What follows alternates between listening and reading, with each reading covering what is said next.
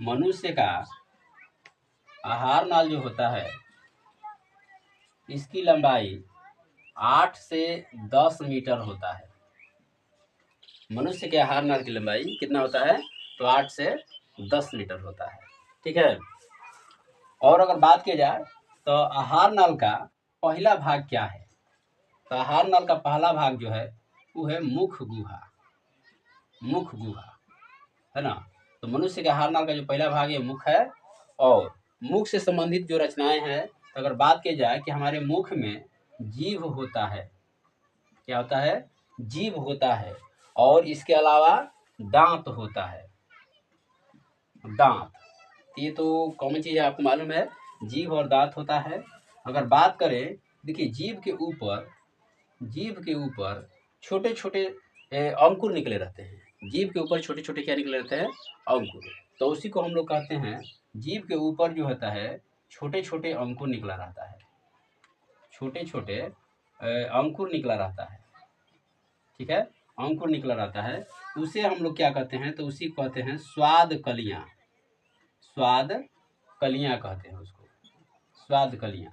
और देखिए इसी स्वाद कलियों के माध्यम से, यही जो स्वाद कलियां होती है ना, इसी के माध्यम से हमको खट्टा, ठीक है, खट्टा, मीठा, ठीक है, मीठा, तीखा, कड़वा, ये सारी चीज का आभास होता है।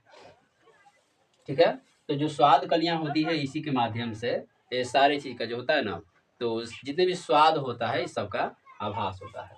अगर बात करें तो मुख में दूसरा जो चीज है वो क्या है? दांत। दांत, ठीक है ना। जीभ भी होता है, तो दांत होते, तो जीभ से पढ़ा दिए। दांत जो होता है, तो एक वयस्क मनुष्य अगर है, वयस्क मनुष्य, तो उसके मुंह में टोटल जो उसके मुख में कितने दांत होता है?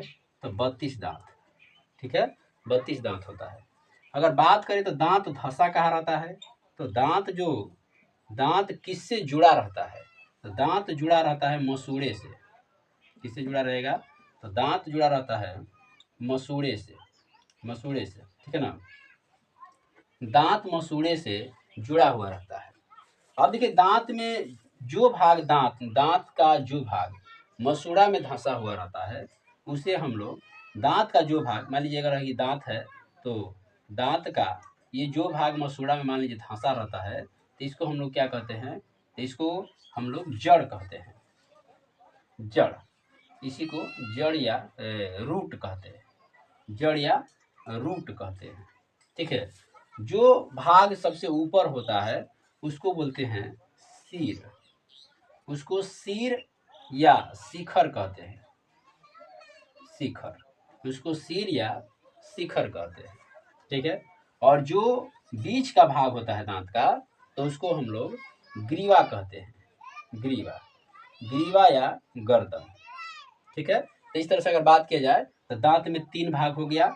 जो दांत का हिस्सा मसूड़ा में धंसा हुआ रहता है उसे हम लोग जड़ कहते हैं, रूट कहते हैं इसी को।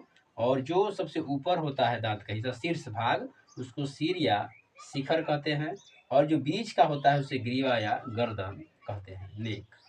ठीक है, उसे ग्रीवा या गर्दन कहते हैं। ठीक है। अब अगर बात करें तो देखिए दांत के दांत के अंदर जो होता है ना, दांत के अंदर मज्जा गुहा भरा रहता है। दांत के अंदर मज्जा गुहा भरा रहता है। मज्जा गुहा, ठीक है, मज्जा गुहा होता है। और उसके ऊपर जो होता है वो होता है दंत अस्थि। क्या होता है? तो दंत अस्थि होता है, दंत अस्थि। ठीक है। और दांत का अधिकांश जो भाग बना होता है तो वो दंत अस्थि का ही बना होता है। दांत का अधिकांश भाग दंत अस्थि का बना होता है। चलिए अगर इसके बाद बात किया जाए तो देखिए दंत अस्थि के ऊपर, आप देखिए दंत अस्थि के ऊपर, सबसे ऊपर यानी दांत के सबसे ऊपर वाला जो भाग है ना, तो दंत अस्थि के ऊपर क्या होता है? तो दंत अस्थि के ऊपर होता है सबसे कठोर जो परत होता है उसको बोलते हैं इनामेल। इनामेल, ठीक है, इनामेल। ये पूरे दांत का सबसे मजबूत हिस्सा है इनामेल। हालांकि पूरे बॉडी का भी है। पूरे बॉडी का सबसे मजबूत कोई हिस्सा है तो वो है इनामेल। ठीक है। इनामिल होता है। इसके बाद अगर बात किया जाए तो देखिए, इसके बाद है कि दांत को सुरक्षित रखना जरूरी है। इसलिए कहा जाता है कि नियमित जो है खाने के बाद और सुबह में भी दांत को अच्छी तरह से साफ करनी चाहिए।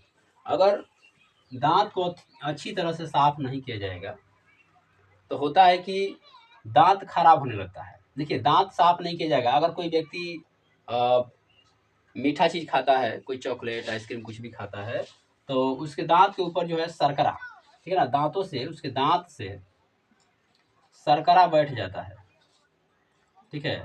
और शर्करा के ऊपर जो होता है बैक्टीरिया पनपता है, और बैक्टीरिया क्या करता है, इस शर्करा को अम्ल में बदल देता है, अम्ल में बदल देता है, ठीक है। और वही जो अम्ल होता है तो धीरे धीरे दांत को खराब कर देता है, दांत को क्या कर देता है, खराब कर देता है, ठीक है। दांत धीरे धीरे खराब हो जाता है तो दांतों में छिद्र हो जाता है, दांत धीरे धीरे नरम हो जाता है, तो उसको बोला जाता है दंत अस्थि क्षय, ठीक है।